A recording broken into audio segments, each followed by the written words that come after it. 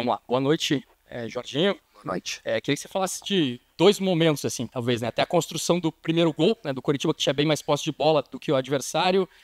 Chega a marcação do gol e aí aproveita, né, espaços, mesmo quando estava com um jogador a menos, consegue se defender com eficiência e chegar à marcação até do terceiro gol para matar o jogo, de um pênalti.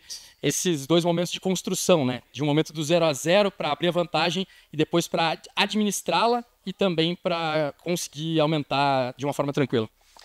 Bem, uma boa noite a todos. Eu creio que foi uma vitória do grupo, uma vitória da humildade desse grupo, um grupo resiliente, que soube administrar a perda de um jogador extremamente importante no meio-campo, que é o Vini, né? E uma vitória muito importante para a gente, porque a gente sabia que era um jogo de 6 pontos. A gente perdendo, a gente sabia que era possível ainda, mas muito mais difícil. E essa vitória foi muito importante. Eu falei inclusive com eles no vestiário.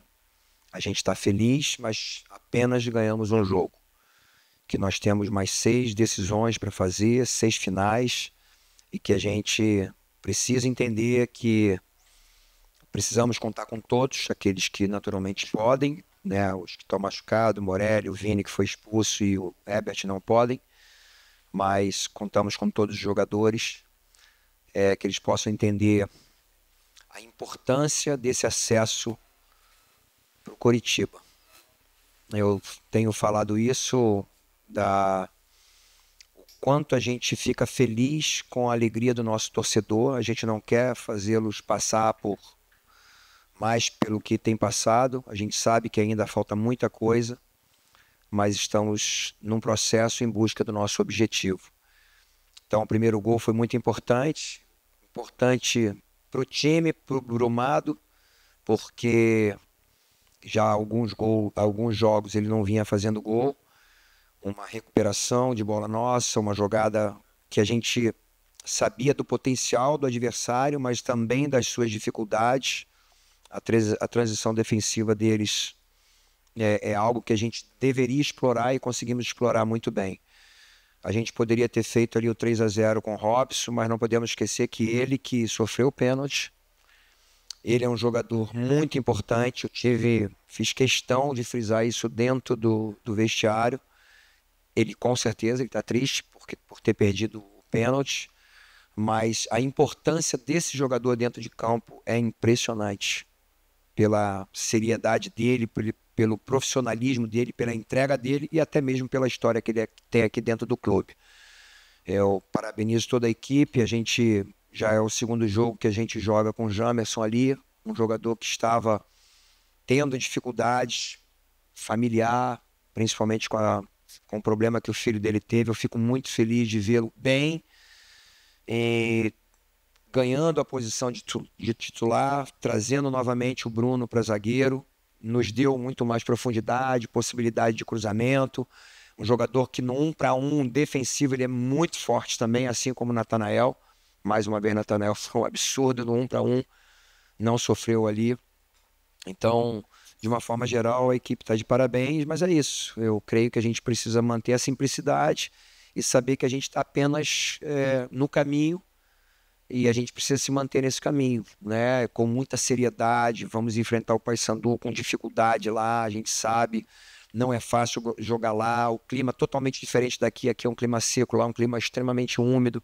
Então, foco total. Quando eu falei que era muito bom porque a gente ia ficar uma semana, não sei se eu fui mal interpretado, mas pelo menos colocaram isso na internet como se fosse uma coisa, quer dizer, o que eu falei, o bom seria a gente jogar diante da nossa torcida, mas como não tem essa possibilidade, a gente passar uma semana fora foi muito bom. Quer dizer, está sendo muito bom porque a gente consegue ter um controle maior com a alimentação, com o descanso, com o sono. E é isso, a gente vai continuar nesse trabalho, acreditando sempre no maior objetivo nosso. É isso. Oi, Jorginho. Boa noite. Rafael Bessa, SBT. Boa noite. Bessa, TV você é um cara muito especial. Quero só abrir um parênteses aqui, né? O nosso assessor de imprensa na época lá, do Atlético Goianiense. Eu tive o privilégio de te ver na televisão, no jogo da seleção. E é um cara muito querido, um profissional fantástico. Estou feliz aí pelo teu momento agora e desejo todo sucesso, amigo. Estamos juntos. Muito obrigado. Professor, o Coxa vence um adversário que não perdia em casa há mais de um ano e que está à frente ainda do Coritiba. Essa vitória diminui a diferença para esse adversário e, óbvio, para o bloco de cima. Qual que é a importância de, a gente pode considerar, reacender a chama da briga pelo acesso? Sim, dentro do meu coração, Bessa, a minha chama sempre esteve acesa. Apesar de quando eu cheguei aqui, nós estávamos, se eu não me engano, né, a gente estava em 15º. E falaram que já não tinha mais jeito. Quem sabe se você chegasse antes. Não, cheguei no momento certo e a gente está desenvolvendo um trabalho. Então, ganhar do Vila aqui, e eu sei da rivalidade que tem, é claro que eu carrego muito dentro do meu coração, naturalmente, o Atlético Goianiense. E tive o privilégio de trabalhar ontem, a gente treinou ontem lá. E eu sei que o Adson gosta muito, naturalmente, de uma vitória como essa. Então, foi uma vitória muito importante, uma vitória contra um time que, como você falou, há quase um ano que não perde aqui, que tem um jogo muito forte, propõe realmente, a torcida empurra. O que eu fui xingado ali é impressionante. Se eu não tenho sangue frio, tranquilo ali, peço muito a Deus para que me dê realmente o domínio próprio. E isso aconteceu, não xinguei ninguém, não briguei com ninguém. E o mais importante é que nós saímos vencedores. Isso mantém essa chama acesa, é importantíssimo. Os jogadores estão entendendo isso. Eu sei que quando eu cheguei, ou então em alguns momentos nessa nossa caminhada, há uma dúvida se a gente vai chegar ou não, mas eu continuo acreditando muito no acesso. E vamos trabalhar para isso, todos unidos aqui.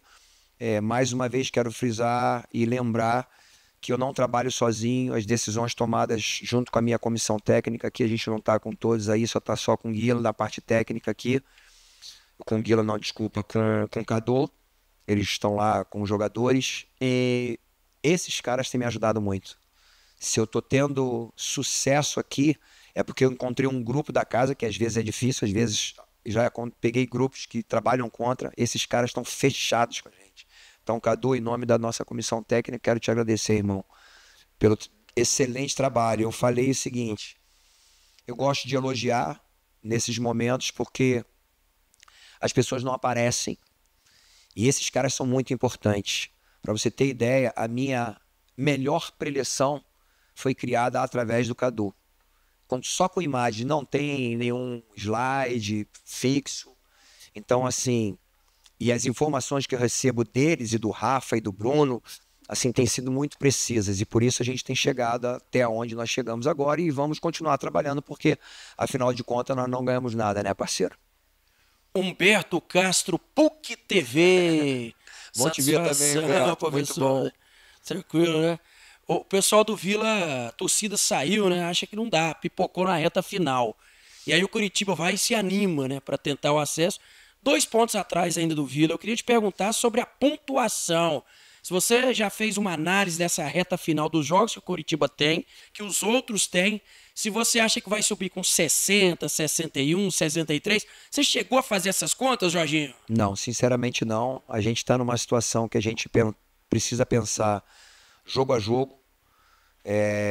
Como eu falei, já foi citado essa questão da desconfiança, da chama acesa novamente. Então isso varia de jogo a jogo. Quando a gente perde, um jogo como nós perdemos contra o América Mineiro, de virada, né? Então, só lembrando que os 4 jogos que nós vencemos fora de casa foi sob o meu comando e sem tomar um gol. Então isso é muito importante. A gente não vinha vencendo, a gente conseguiu dar um start vencendo o primeiro jogo fora de casa. Então, assim, literalmente jogo a jogo. A gente sabe que existem algumas equipes ainda que têm um jogo a menos do que a gente, então a gente ainda tem que ultrapassar essa barreira, esses obstáculos. Mas é isso, a gente não vai desistir jamais e vamos seguir nesse processo aí para alcançar os nossos objetivos. Jorginho, Zé Roberto, CBN Goiânia, boa noite. Boa noite. Sobre a torcida do Vila, vocês colocaram umas toalhas ali estrategicamente para dar uma isolada, né, eu acho. Eu vi as toalhas ali, achei interessante. Mas a pergunta é o seguinte: é verdade que você disse não 2 vezes para o Vila sem sequer ouvir proposta?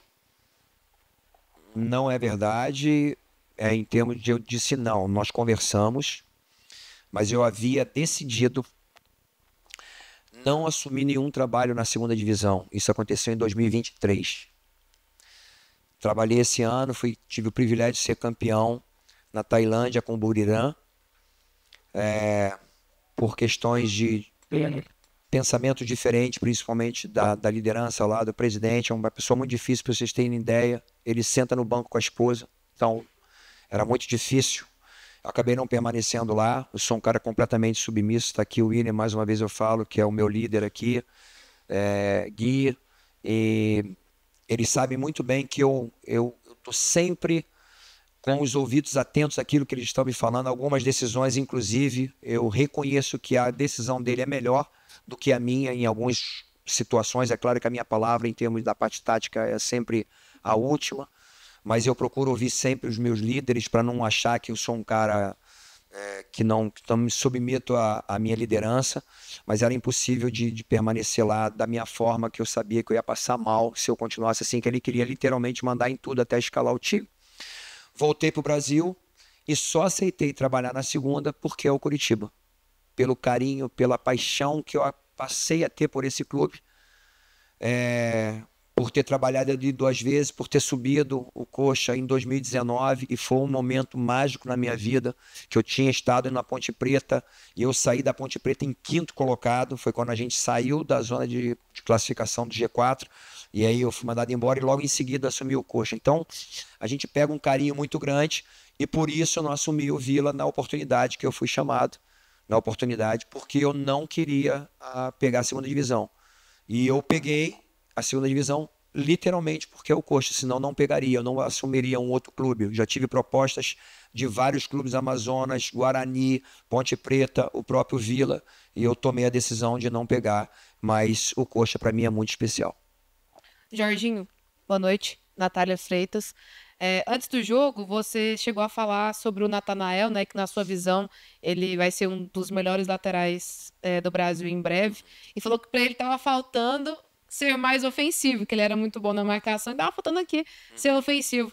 Hoje ele te agradou também nessa parte ofensiva, conseguiu fazer o que você queria, inclusive marcando o gol?